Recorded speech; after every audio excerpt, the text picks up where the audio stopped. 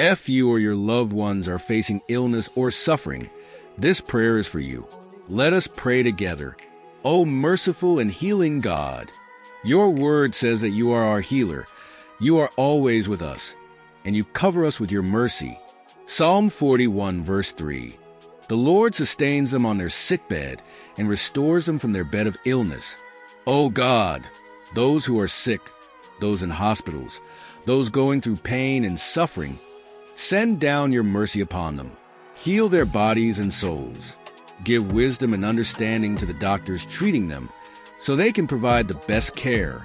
O Jesus, you are the one who gave sight to the blind, made the lame walk, and healed the sick. We lay our sickness and struggles at your feet.